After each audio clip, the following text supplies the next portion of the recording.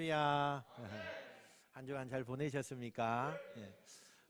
날마다 건강하시기를 바랍니다. 또 날씨가 조금씩 추워지니까 여러분들 몸 관리 잘 하시고 또 운동도 잘 하셔서 또 건강한 모습 가운데 이렇게 매주마다 보길 원합니다. 지난 시간에 야곱이 사랑을 위해서 다시 한번 7년을 자초하고 두 가지의 어려움을 당하는 이야기를 소개해 드렸습니다. 밖으로는 외삼촌이 자기를 조카로 인정하지 않고 종으로 여겼습니다. 그래서 아주 종답게 너무나 가혹하게 일을 시켜서 이런 어려움을 많이 느끼는 그런 야곱이었고, 안으로는 두 아내 사이에 사랑과 전쟁을 한 가운데 이러지도 저러지도 못하면서 야곱은 안과 밖에서 점점 지쳐가기 시작합니다. 이렇게 지쳐가기 시작할 그때에 7년의 종살이가 끝이 나면서 오늘 성경 이야기가 시작됩니다. 30장 25절 26절에 보면 오늘 이야기가 이렇게 열려지지요. 한번 같이 읽어보겠습니다. 시작. 라헬이 요셉을 낳을 때에 야곱이 라반에게 이르되 나를 보내어 내 고향 나의 땅으로 가게 하시되 내가 외삼촌에게서 일하고 얻은 처자를 내게 주시어 나로 가게 하소서. 내가 외삼촌에게 한 일은 외삼촌이 아시나이다. 아멘. 라헬이 요셉을 낳았을 때 그랬습니다.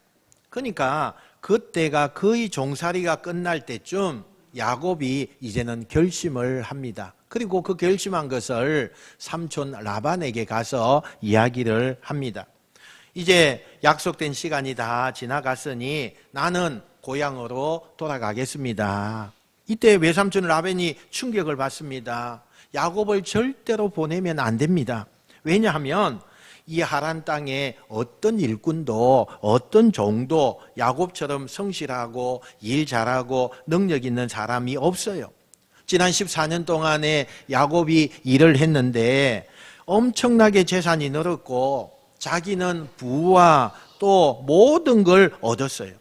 그런데 이 야곱이 가면 자신의 그 모든 재산은 어떻게 되고 또 앞으로 어떻게 내가 부를 더 축적할 것인가, 이게 생각할 수도 없는 그런 일이었어요.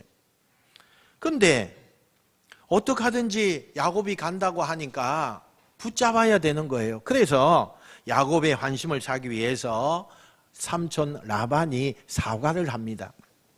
내가 지난 14년 동안은 자네에게 참 미안했네. 그러나 이제 약속된 그 종살이가 다 끝났으니 자네는 내 사이 아닌가?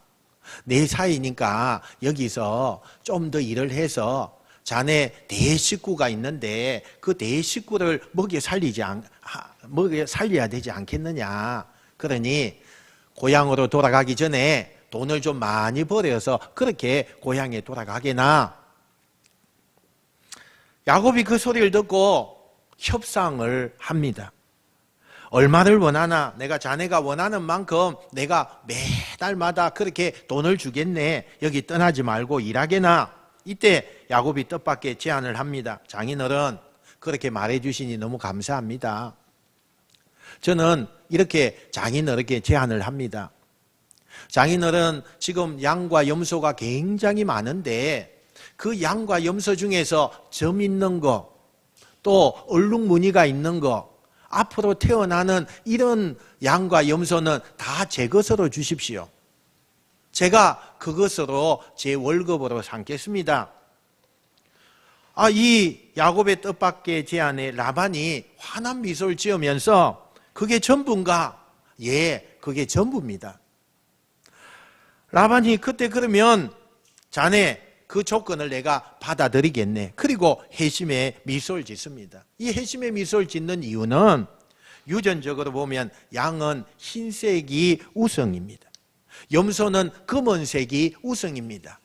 그러니까 다른 말로 이야기한다면 새끼 놓을 확률이 검은색 염소와 흰 양이 대부분 다 새끼로 나온다는 겁니다. 그러니까 확률적으로 흰색의 양들끼리 교배를 했는데 점이 있거나 얼룩이 있거나 이렇게 되지 않는다는 거예요. 그래서 삼촌 라반이 미소를 지으면서 그래 조카 당신이 이야기한 그대로 그렇게 거래를 하세. 그리고 계약을 맺습니다. 그리고 얼마나 삼촌이 악덕업주였는지 기존에 있는 얼룩무늬나 점이 있는 양과 염소를 다 골라냅니다. 그리고 아들들에게 시켜서 한 3일 정도 걸어가는 그곳에다가 그 모든 얼룩, 점 이런 양과 염소를 다 거기에다가 둡니다. 한 100km 이상 되는 곳에다가 두었다는 거죠. 그 얘기는 아예 얼룩무늬가 있거나 점이 있는 것과는 교배를 하지 않겠다는 그런 이야기입니다. 그리고 나서 지금부터 태어나는 새끼들 가운데 색깔이 다른 그 새끼가 태어나면 다 자네 것이네. 그리고는 시작을 하는 거예요. 야곱은 어떻게 이 불리한 상황 가운데서 자기의 조건을 유리하게 만들어 갈까요? 정말 확률이 너무나 낮습니다. 환경이나 여건이 야곱의 편이 아닙니다. 기본적으로 우리가 생각했을 때는 야곱의 것이 작아야 되는 것입니다. 그런데 이 야곱이 깨를 하나 냅니다. 그게 뭐냐? 야곱이 요즘으로 말하면 굉장히 똑똑한 사람이었어요. 14년 동안에 장인의 그 가축을 길러내면서 자세하게 살펴보기도 하고 또 그 가축들에 대해서 평소에 유심하게 배워왔기 때문에 너무나 잘 아는 그런 야곱이었습니다. 그래서 아주 똑똑하게 그 특성을 이해하기 시작했어요. 예를 들어서 양들이 교배할 때는 가만히 보니까 공통점이 있는 거예요. 양들이 교배할 때 풀을 먹다가 교배하는 것이 아니라 물을 먹고 난 다음에 교배를 하더라는 거예요. 그걸 관찰하게 된 거예요. 그래서 이걸 오랫동안 관찰하고는 야곱이 어느 날 나무를 주워와서 껍질을 벗깁니다. 껍질을 벗기면 나무의 점들이나 나무의 얼룩달룩한 그런 모습이 나타나잖아요. 이것을 양이 물을 먹을 때에 그 앞에다가 세워놓는 거예요. 근데 이것도 그냥 모든 양과 염소에게 세워놓는 것이 아니고 양들이 왔을 때 튼튼하고 새끼 잘 놓을 것 같고 또 아주 덩실한 그런 양들이 왔을 때만 그것을 세워놓는 거예요.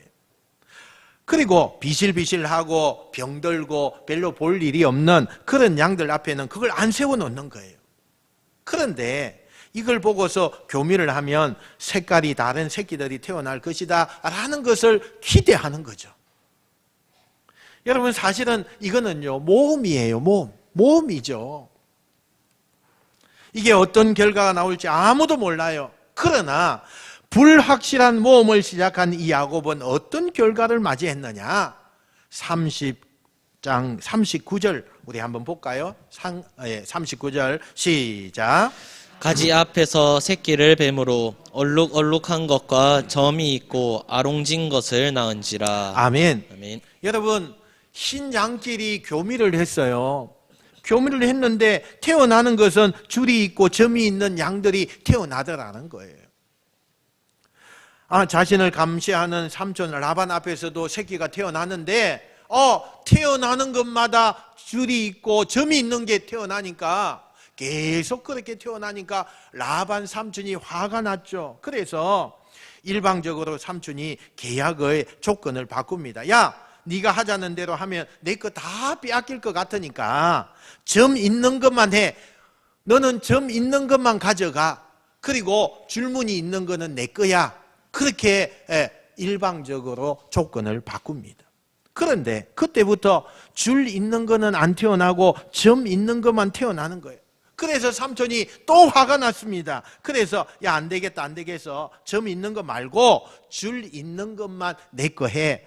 그리고 나머지는 다 내 거야. 그리고 일방적으로 계약을 또 바꿉니다. 무려 10번이나 계약을 바꿔요. 그런데 그럴 때마다 어떤 세상적인 조건을 들이밀어도 결과는 야곱의 편이에요. 야곱의 것이 더 많아지는 거예요. 그래서 결국 6년이 지나서 어떻게 되느냐? 42절, 43절 우리 한번 읽어봅시다. 시작. 약한 양이면 그 가지를 두지 아니하니 그렇게 함으로 약한 것은 라반의 것이 되고 튼튼한 것은 야곱의 것이 된지라. 이에 그 사람이 매우 번창하여 양떼와 노비와 낙타와 나귀가 많았더라. 아멘. 여러분, 봉급 생활한 지 6년 만에 자기 삼촌이 평생 동안 일구어 놓은 그 부와 비교가 될 만큼 그렇게 야곱이 6년 만에 그런 부를 가졌다는 거예요. 삼촌 라반은 밤낮으로 야곱을 매일같이 감시하는 거예요. 그리고 야곱에게 온갖 방해와 어려움을 계속 주는 겁니다. 그런데 그 모든 것을 이겨내고 야곱은 월급 받은 지 6년 만에 삼촌을 능가하는 부를 가지게 돼요. 모든 조건과 상황은 야곱에게 절대적으로 불리한 상황인데 이걸 어떻게 야곱이 뒤집어서 자기의 것으로 만들었을까? 어떻게 환경과 여건이 다 불리하고 이건 안 되는 것인데도 불구하고 한판 뒤집기성으로 만들어낼 수 있었을까? 야곱이 뭔가 노하우가 있지 않겠습니까? 이건 야곱을 통해서 우리가 들어봐야 돼요. 너 도대체 그 비결이 뭐냐? 근데 후에 이 야곱이 그 비결을 우리에게 알려줘요. 31장 5절 말씀 우리 한번 같이 읽어봅시다. 시작. 그들에게 이르되 내가 그대들의 아버지의 안색을 본즉 내게 대하여 전과 같지 아니하도다. 그러할지라도 내 아버지의 하나님은 나와 함께 계셨느니라. 아멘. 여기에 보니까 후반절에 내 아버지의 하나님은 나와 함께 계셨느니라. 여러분, 이게 비결이었습니다. 당시의 인맥, 상황, 조건, 권력, 이 모든 조건은 다 라반에게 유리했어요. 그리고 모든 게 다 라반의 뜻대로 되어져 가는 것 같았어요.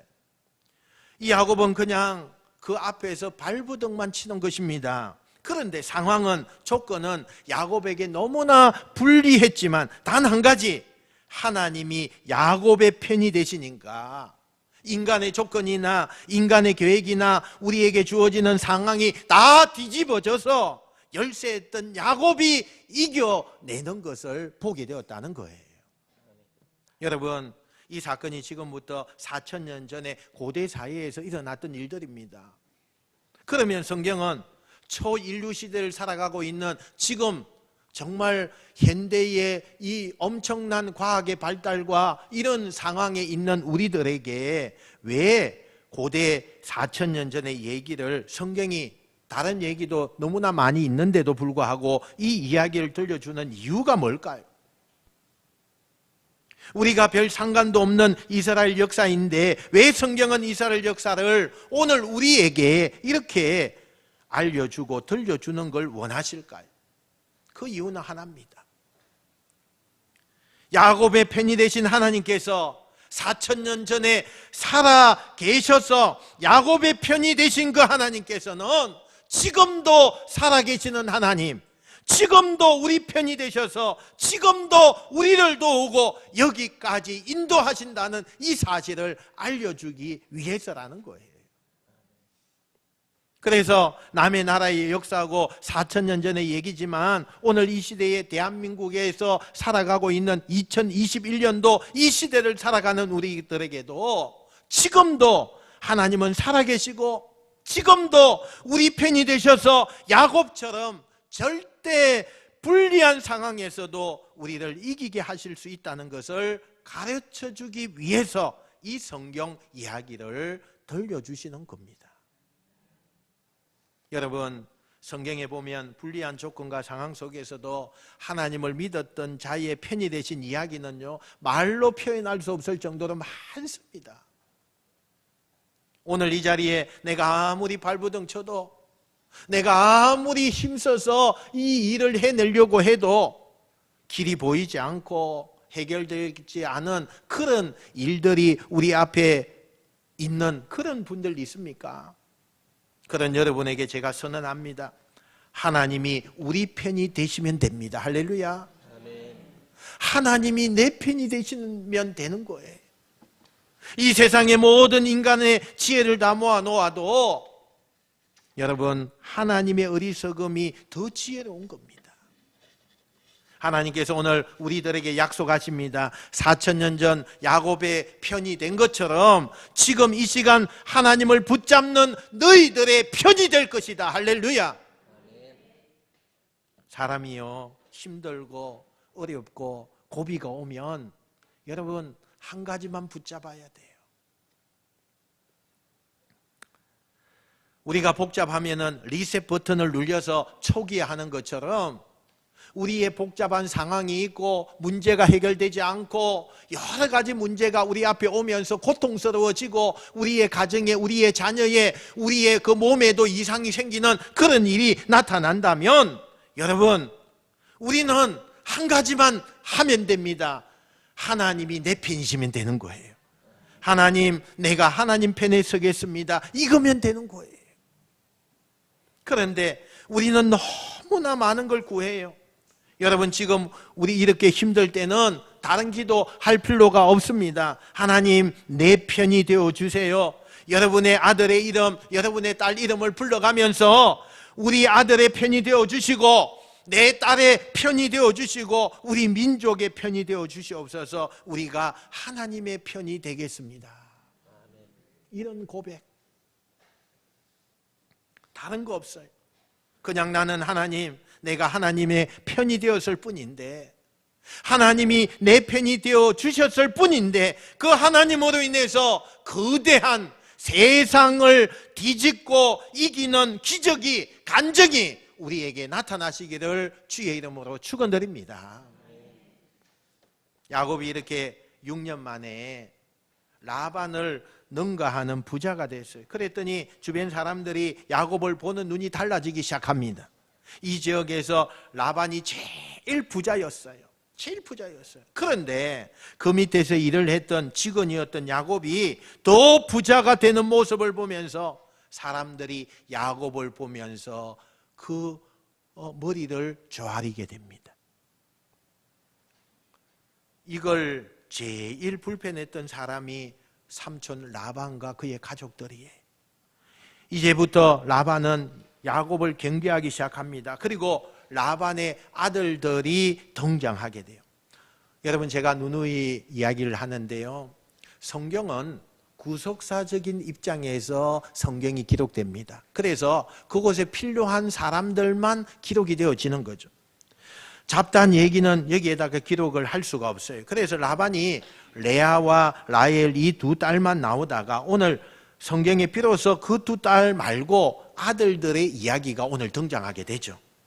그러니까 구속사적인 관점에서 레아와 라헬 얘기하다가 오늘은 구속사적인 관점에서 이게 필요하니까 다시 아들들 이야기가 나오는데, 그 라반의 아들들이 가만히 보니까 저 별 볼 일 없는 자기 집에서 일하는 종과 같은 그런 야곱이라고 하는 사람이 어느 날 자기 아버지보다 더 큰 부자가 되니까 뭐라고 생각하느냐?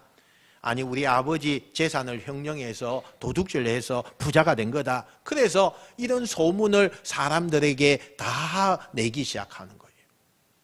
눈치 빠른 야곱이 돌아가는 상황을 다 알게 된 거예요. 더 여기에 있다가는 돈을 버는 게 문제가 아니라 나와 우리 가족이 다 죽게 생겼다, 그렇게 생각을 해요.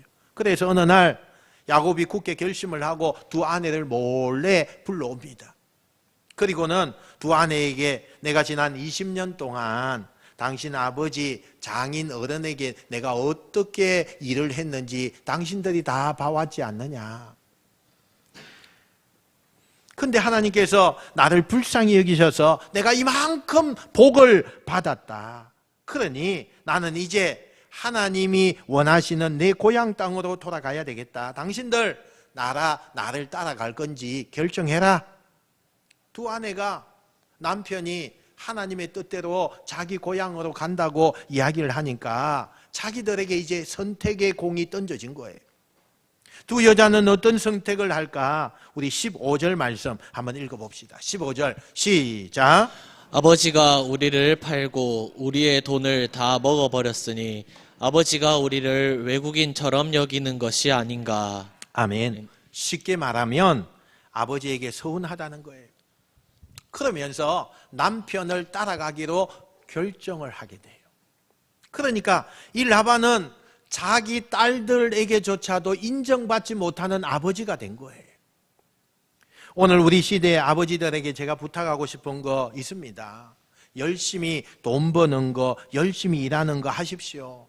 저축도 하시고 또 사업도 열심히 해서 돈 많이 버십시오. 그러나 여러분들이 보실 때에 자식들이 우리 아버지는 돈밖에 몰라, 자식에게 인정받지 못하는 아버지가 되지 마십시오. 여러분, 그렇게 돈 많이 벌어서 뭐 할 거예요? 그거 다 가지고 갈 수 있습니까? 아니잖아요. 아니잖아요. 돈 중요하지요. 열심히 벌어야지요. 그런데 적어도 내 자식들이 봤을 때 우리 아버지는 돈밖에 몰라, 이런 아버지가 되시면 안 된다는 거예요. 다 너희들 위해서 내가 이렇게 고생하고 안 먹고 안 쓰고 하는 거야, 그런 말 하지 마십시오. 자식들이 원하는 것은 그런 것이 아닙니다, 여러분. 라반이 세상적으로 부와 명예 모든 걸 다 가졌어요. 자기가 원하는 거 다 가졌어요. 자녀들에게도 아마 가장 좋은 것을 해줬을 거예요. 그러나 자녀들은 자기 아버지를 인정하지 않아요. 돈밖에 모르는 아버지, 그 아버지를 존경하지 않아요. 아버지를 아버지라고도 부르지도 않아요. 오늘 이 시대 아버지들이 돈은 얻었지만, 일할 곳은 얻었지만 가족을 잃고 자식을 잃고 아버지라는 이름을 잃어버린 사람들이 얼마나 많은지 몰라요. 얼마나 많은지. 이 딸들이 생각할 때는, 어릴 때 젊었을 때는 몰랐는데, 아버지가 자기들이 그 결혼, 이것을 가지고 장난친 거잖아요. 자신의 경제적인 이익을 위해서 두 딸을 일방적으로 한 사람에게 시집을 보낸 거잖아요. 그러면서 세월이 지나다 보니까 언니 레아도 동생 라헬도 이게 상처를 입게 되는 거예요. 야곱은 두 아내에게 아내를 얻기 위해 당시의 간섭대로 지창금을 주기 위하여서 종처럼 그렇게 일을 했었어요. 근데 그 지창금이라는 것은 당시의 이 고대 사회에서는 반드시 그 지창금은 딸에게 가야 돼요. 결혼하는 그 딸에게 가야 돼요. 신부 앞으로 가야 돼요. 오직 신부를 위해서만 쓰는 거예요.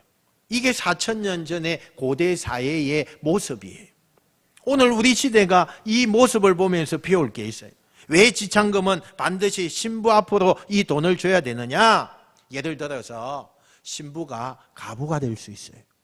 그러면 그때 이 지창금이 필요한 거예요. 또 아이들이 고아가 될 수 있어요.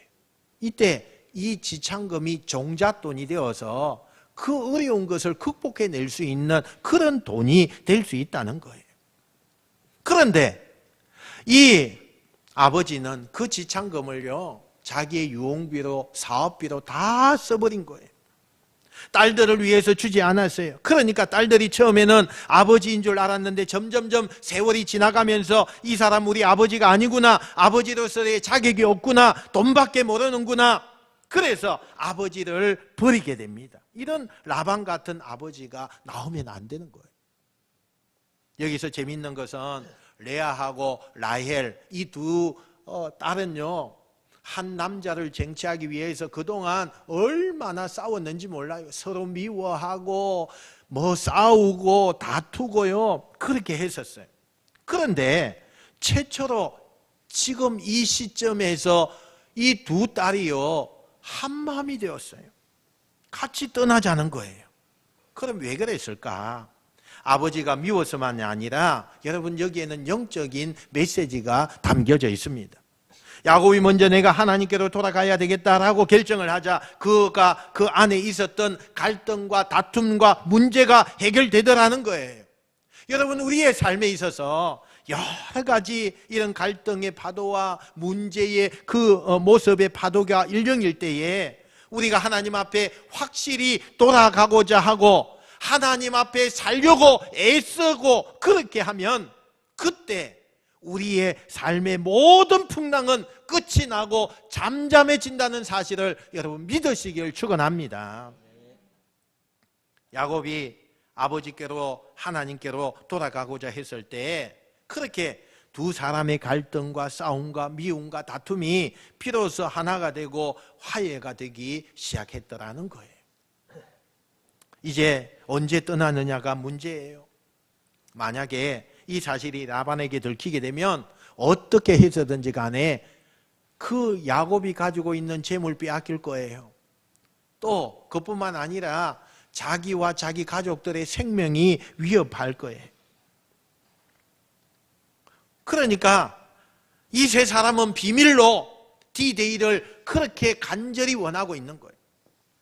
그런데 어느 봄날 4월쯤이나 5월쯤이 됩니다. 이 중동 사람들은요, 이때쯤 되면 1년에 한 번씩 행하는 것이 있어요. 그게 뭐냐면 양의 털을 깎는 거예요. 이날은요, 온 가정이 축제와 같은 그런 날이에요. 맛있는 음식을 많이 해가지고 저 들에 나가서 양들을 그 털을 깎는 거예요.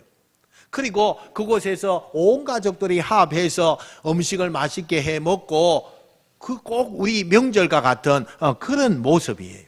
그런데 야곱이 너무 미우니까 라반이요, 야곱의 가족들에게 이렇게 얘기하는 거예요. 너희들은 이번에 털 깎으러 가는 곳에 오지 마라. 집에서 집을 지켜라. 이렇게 이야기하는 거예요. 야곱이 너무 미우니까. 그래서 야곱의 가족들은 따라오지 말고 집을 지키라고 하는 이 말은 너희들은 집이나 지키는 개 같은 존재들이다, 이런 뉘앙스가 담겨져 있는 거예요. 그런데 여러분, 이 야곱이요, 그게 기회인 거예요. 집안에는 아무도 없어요. 라반의 가족들은 아무도 없어요. 지금 이때가 기회인 거예요. 그래서 집이 텅텅 비어 있으니까 자기 가족들과 종들과 재산을 다 가지고 도망쳐 고향으로 떠나면서 오늘 이야기가 끝이 나요. 여러분, 20년 전에 형의 분노를 피해서 정말 살짝 도망 나왔던 그때처럼 다시 하란 생활에 지긋지긋한 20년의 종지부를 찍을 때도 도망가는 인생 첫 단추가 얼마나 중요한지 오늘 우리가 그걸 보게 되는 거예요. 사람은요, 심은 대로 거둡니다. 심은 대로 거둬요. 도망자가 되다니 다시 20년 뒤에도 또 도망자가 되어서 그렇게 나아가는 모습을 보잖아요. 그래서 야곱이 죽기 전에 고백을 합니다. 자기는 참 험난한 인생을 살았다, 이렇게 고백을 하는 것을 보게 돼요. 20년이라고 하는 그 험한 세월, 하란에서의 말도 못하는 고생을, 그 힘든 시간을 야곱은 어떻게 견뎠을까? 물론 아내를 사랑하고 아내와 결혼하기 위하여서 그 힘든 것을 견뎠을 거예요. 그러나 아무리 그렇다고 해서 도저히 견딜 수 없는 그런 상황이 오지 않겠습니까? 20년 동안인데 어떻게 그걸 무엇으로 견뎌냈을까? 그 비결도 야곱이 우리에게 소개하죠. 31장 3절 말씀 한번 읽어봅시다. 시작. 여호와께서 야곱에게 이르시되 내 조상의 땅 내 족속에게로 돌아가라. 내가 너와 함께 있으리라 하신지라. 아멘. 아멘. 한번 따라합시다. 여호와께서 야곱에게 이르시되. 여호와께서 야곱에게 이르시되. 여러분, 이 말이 무슨 얘기예요? 하나님께서 야곱에게 말씀하시는 것을 들었다는 얘기예요. 이 말씀은 다시 해석하면 어떤 거냐 하면 야곱은 행동하기 전에 모든 결정권을 하나님 앞에 드렸다는 거예요. 야곱도 자신의 계획이 있었어요. 자기의 소원, 자기가 가지고 있는 감정, 자기의 생각 다 있었어요. 때로는 복수도 하고 싶었어요. 때로는 피난 가기도 하고 싶었어요. 때로는 따지고도 싶었어요. 때로는 이러한 인간적으로 해보고 싶은 마음들이 그 마음에 가득했을 거예요. 그러나 아무리 자기의 생각이 많아도 그럴 때마다 자기가 결정하는 대신에 하나님의 말씀을 기다리는 거예요. 내 생각이 중요하지 않아요. 내 생각이 없어서 그런 것이 아니에요. 내 생각과 내 계획이 있지만 하나님의 말씀을 듣고 행동했다. 그 말씀을 우리에게 강조하고 있는 거예요. 여러분, 그 당시 야곱 말고도 하나님을 믿는 백성이 얼마나 많았겠습니까? 그런데 왜 하나님은 야곱만을 더 사랑하셨을까요? 그 많은 사람들 가운데서 왜 야곱만을 그렇게 사랑하고 하나님이 인도해 주셨을까요? 그 이유가 바로 그겁니다. 모든 결정권을 하나님 앞에 드렸습니다. 이게 야곱을 축복하신 하나님의 뜻인 거예요. 여러분에게 한번 물어보세요. 여러분 한번 돌아보세요. 여러분은 그동안 무엇에 따라서 여러분의 삶을 결정하고 무엇을 따라서 여러분이 삶을 살아갑니까? 대부분은 내 생각, 내 계획, 내 감정, 내 열정, 내 소원, 주변의 여론 이런 것에 따라서 우리는 움직이고 있지는 않습니까? 근데 야곱은 어떤 상황에서도 자신이 무엇을 결정하게 될 때의 기준은요, 오직 하나님의 말씀이었어요. 하나님의 말씀. 어떤 상황에서도 내 생각, 내 감정이 앞서지 않고 그 결정권을 하나님 앞에 드렸다는 거예요. 그게 야곱을 잘 되게 하신 겁니다. 한때는 자기 마음대로 살아보기도 하고 또 한때는 하나님의 말씀대로 그 살아보려고 했던 그 왕이 있습니다. 그 왕이 누구냐? 솔로몬 왕입니다. 그 솔로몬이 잠언에 보니까 이런 고백을 합니다. 잠언 3장 5절 6절 말씀 한번 같이 읽어보겠습니다. 시작. 너는 마음을 다하여 여호와를 신뢰하고 내 명철을 의지하지 말라. 너는 범사의 그를 인정하라. 그리하면 내 길을 지도하시리라. 아멘. 아멘. 여러분, 바라기는 이 고백이 저와 여러분의 고백이 되시길 축원합니다. 우리의 고백이 평생 이 고백이 돼야 돼요. 주여, 내 뜻대로 마옵시고 아버지의 뜻대로 가기를 원합니다. 이 고백이 우리의 마음에 있어야 돼요.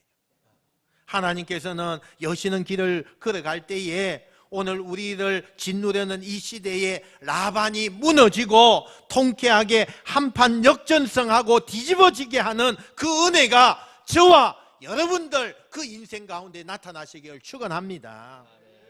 여전히 우리 시대에는요, 라반과 같은 그런 강자, 우리가 도저히 이길 수 없는 라반과 같은 조건들이 우리 앞에 많이 옵니다.